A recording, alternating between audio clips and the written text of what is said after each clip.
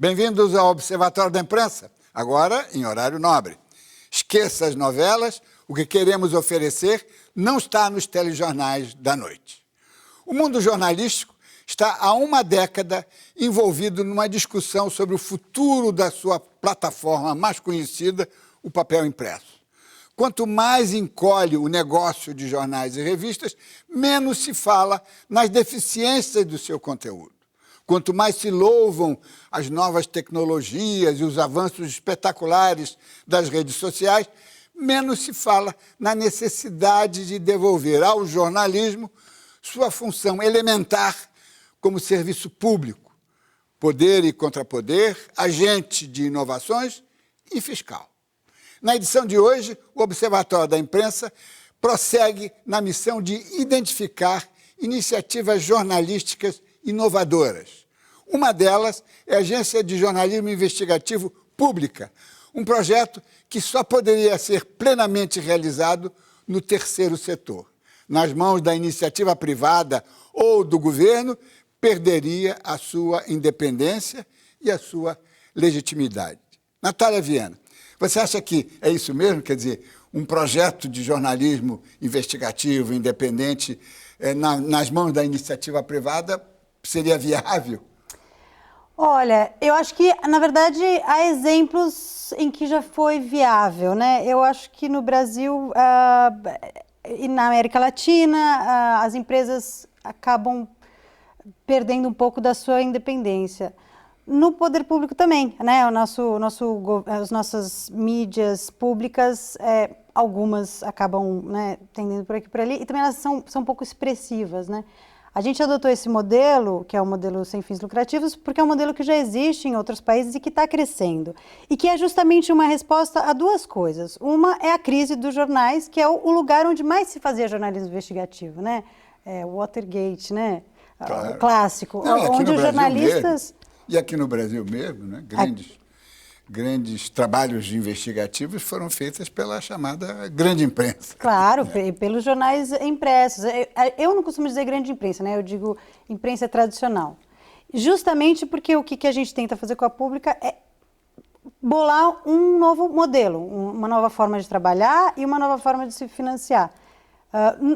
Eu, depois de ter passado por alguns veículos, quer dizer, passei pela Caros Amigos, fui correspondente da Band News, eu vejo que esse é um modelo onde dá para fazer. Dá para ser completamente independente, isso assim, eu dou minha palavra, isso é. Sim, mas como é que a agência sobrevive? Com doações, imagino, não é? Não é exatamente doações, nós recebemos grants, né, Sim. Financiamento no momento Fundações. nós temos duas fundações, uma é a Ford Foundation e a outra é a Open Society Foundations, que tem as suas agendas, né, obviamente, mas dentre as suas agendas está o que os dois chamam de apoiar a democracia, né, que é aí que a gente entra, e aí dentro de apoiar a democracia está uma imprensa vigorosa, né, o jornalismo investigativo como monitor dos poderes. E o projeto é seu com um grupo, como é que foi? Então, é um grupo de mulheres, o que muito nos orgulha. Daí o nome Pública. Daí o nome Pública, em vez de público, né? Eu, a Marina Amaral e a Tatiana Melino, que somos jornalistas de São Paulo, quer dizer, a gente já conversava um pouco sobre o que fazer, né, nesse cenário em que você montar uma empresa de jornalismo é muito difícil, porque você não consegue anunciante, você tem que acabar cedendo para anunciante e tal. E eu já comecei a conhecer centros de jornalismo investigativo sem fins lucrativos em outros países. Então, já trabalhei no Reino Unido, onde eu fiz mestrado com o Center for Investigative Journalism. Também trabalhei nos Estados Unidos com o Center for Investigative Reporting. Sim, você trabalhou com o Wikileaks, né? Que foi uma experiência de jornalismo investigativo, não é?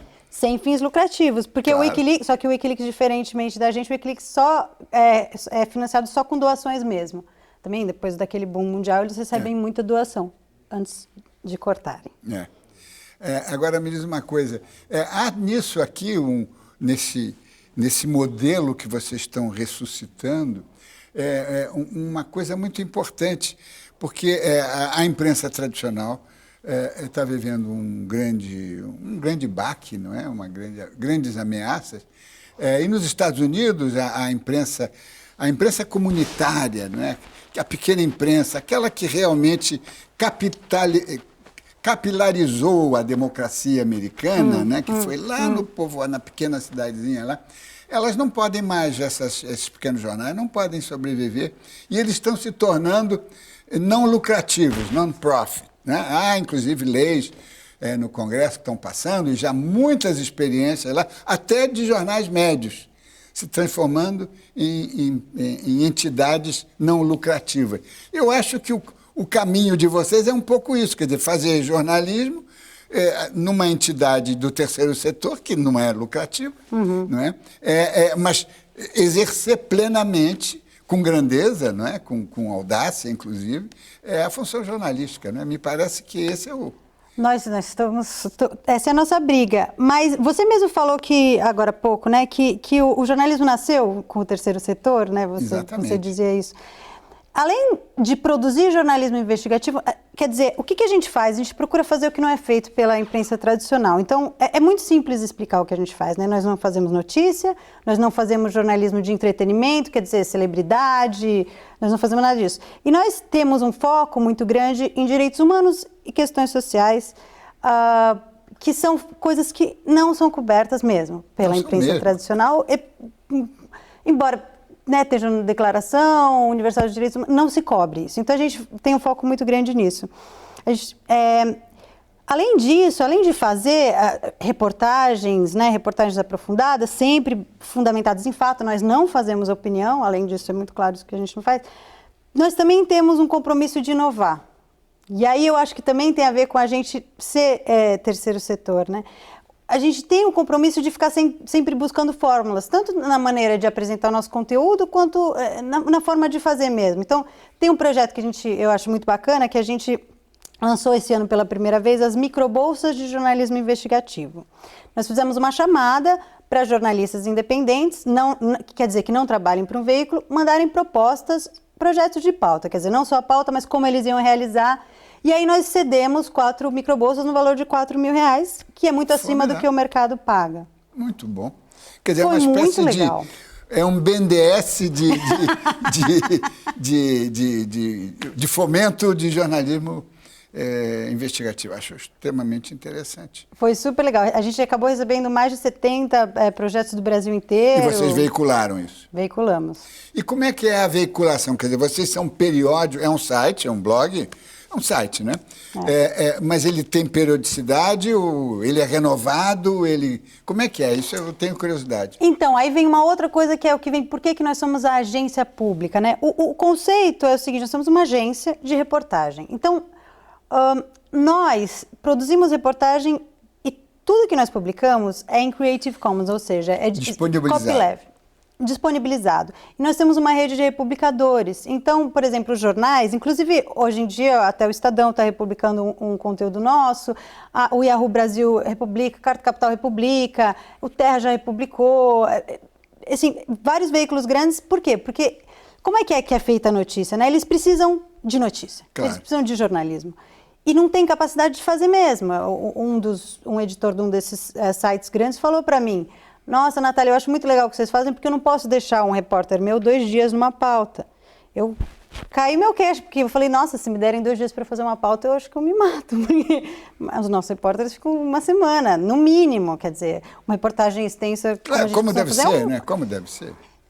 Como deve ser a reportagem, né? É um tipo de jornalismo, né? Tem uma coisa assim, eu não considero superior ou inferior a outros tipos. É um tipo que tem que existir e que, infelizmente, por causa do modelo, está se reduzindo. E que foi a base do jornalismo, não é? Quer dizer, foi a base do jornalismo no fim do século XIX, no século XX, e nesse iniciozinho, talvez, do século XXI, ainda teve esse tipo de jornalismo em que você senta e pesquisa, e trabalha, e levanta, gasta... E dá o contexto, e gasta né? Sola de sapato, né? Porque não se gasta mais sola de sapato.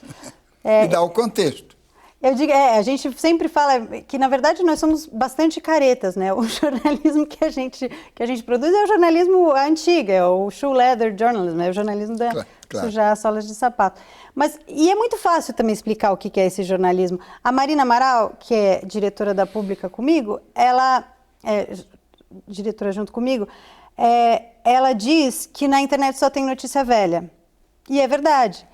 A reportagem é aquela que vai trazer o que ninguém viu, o que ninguém experimentou, né? O que ninguém descobriu até então. Ela é que vai trazer o algo novo. E eu mesma, quando era correspondente, às vezes eu trazia uma notícia nova e o editor falava assim, mas ninguém está dando, né? Será que a gente deve dar? Então é isso, né?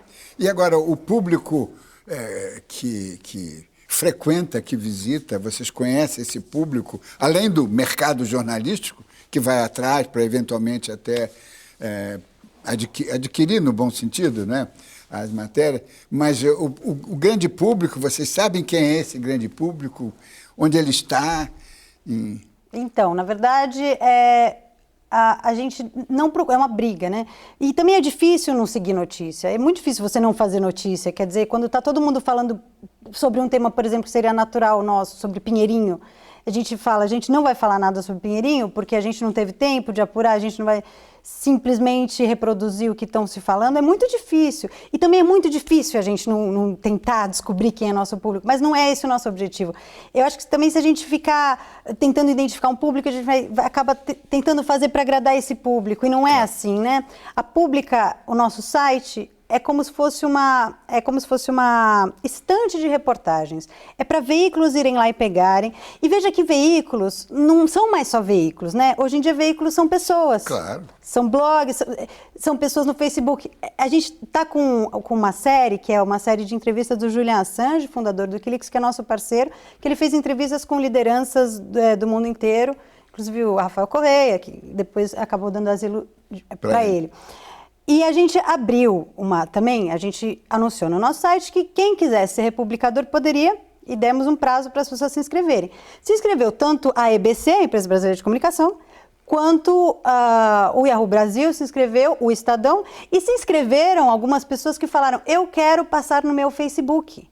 E nós aceitamos, porque as pessoas também são emissoras hoje em dia. Natália, vamos fazer um rápido intervalo e voltamos daqui a pouco.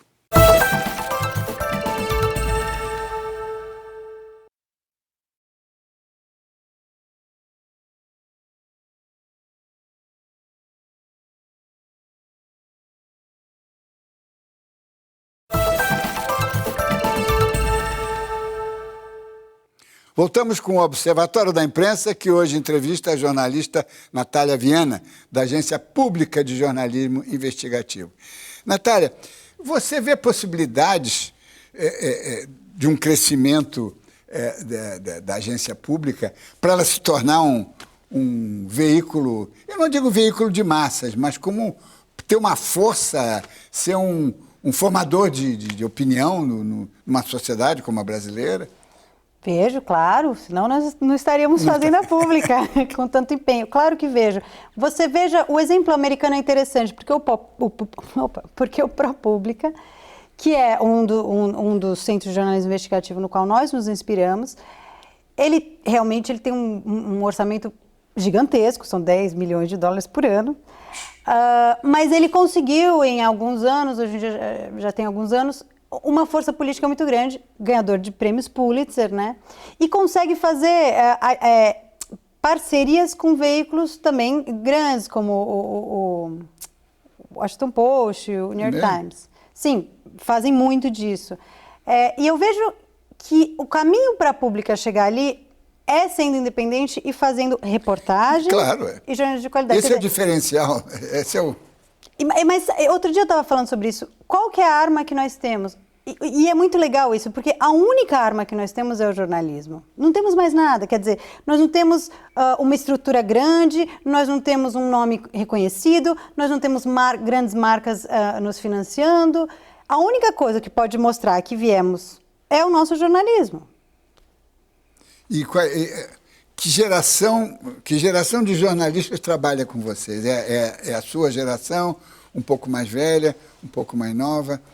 Então, mas eu acho que eu sou uma jornalista... Não precisa dizer sua idade. Obrigada.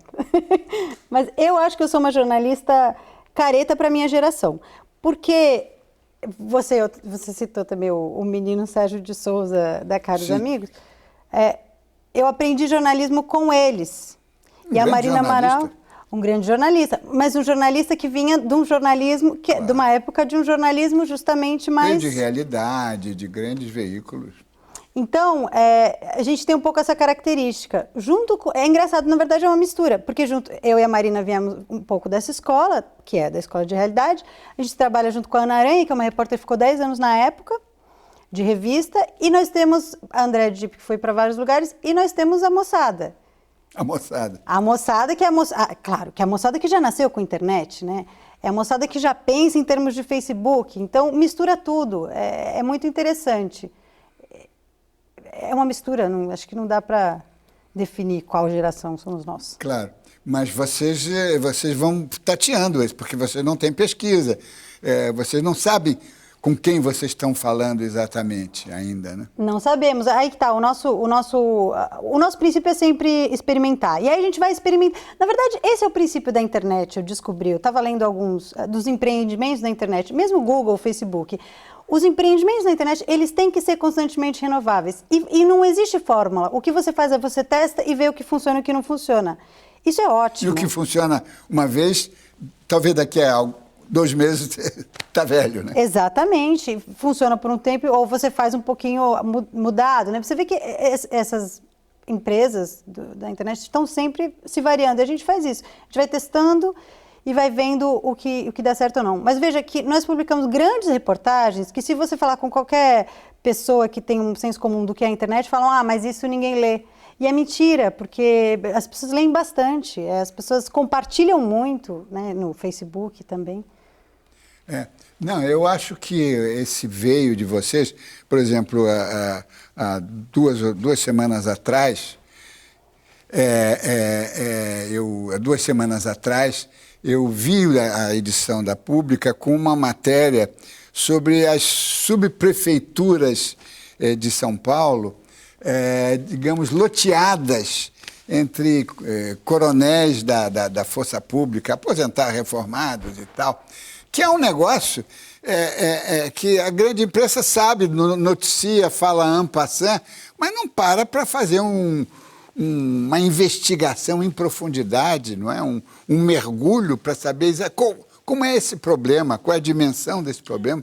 Quer dizer, aqui tem um diferencial extraordinário, que eu acho que o que seria formidável também, não sei se foge ao escopo de vocês, é vocês irem para as grandes redações e dizer assim, olha, a gente faz assim, a gente não se contenta com o factual, porque o factual não é nada, sem a circunstância. Você veja, eu vejo uma coisa acontecendo no jornalismo brasileiro interessante. Eu acho que nos últimos 3 anos aumentou a quantidade de jornalismo investigativo na grande imprensa. A Folha fundou um núcleo de jornalismo investigativo, que é aquele rapaz que está em Brasília, que faz matérias muito boas. É a Associação Brasileira de Jornalismo. A Abrage é uma organização que é bastante ligada. É uma filhote da Folha, depois foi... muito ligada a eles, que treina bastante gente. Então, assim, eu acho que há uma vontade. Eu acho que está melhorando, assim, está crescendo. Eu acho que é uma tendência crescente dentro dos jornais também. E vocês vão para a universidade, para as escolas de jornalismo? Porque, às vezes, o problema é lá. Elas fornecem a mão de obra, mesmo que o diploma não seja obrigatório, mas elas são as grandes fornecedoras de mão de obra. E se essa mão de obra não vem motivada, não vem animada, não vem com café na veia, não é? A coisa não funciona. Né? Mas é que muitas vezes eu acho que eles vêm desmotivados porque eles nunca ouviram falar que é possível, fazer isso. E eu costumo dizer também, quem faz jornalismo investigativo é um tipo de gente, é um tipo de jornalista. As pessoas acham que fazer jornalismo investigativo é incrível, é aquela pessoa aventureira que vai cobrir guerra. Não, muitas vezes você vai ficar sentada na frente de pilhas e pilhas e pilhas de documentos durante dias. E muitas vezes é muito chato. Assim, para mim não é, adoro, né?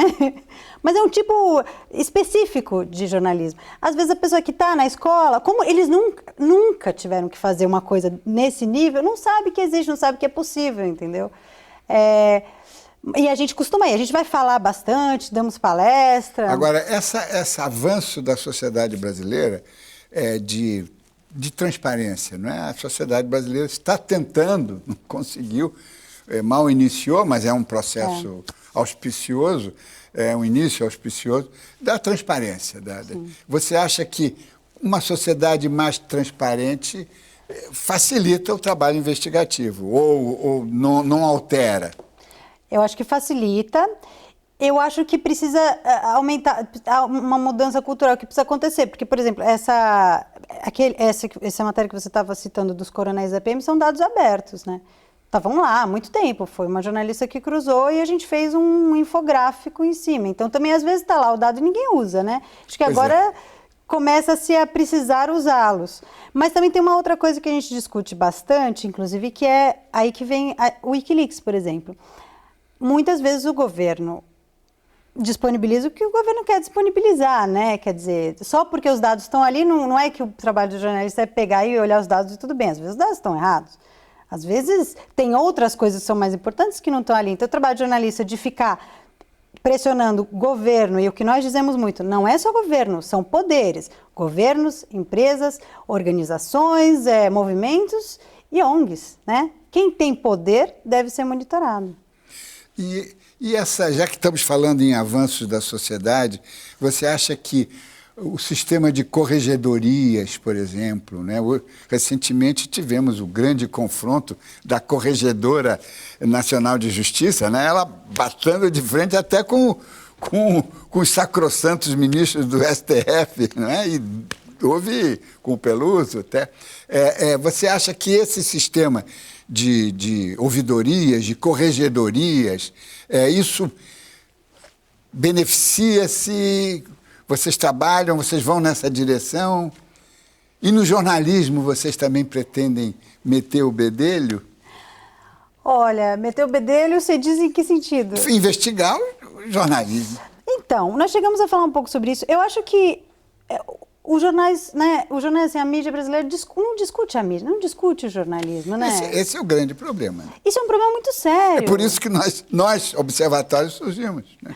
É um problema muito sério, porque você tem uma cultura de não questionar o que está acontecendo. Quer dizer, está em crise, mas não se conversa sobre isso. Como é que você sai de uma crise?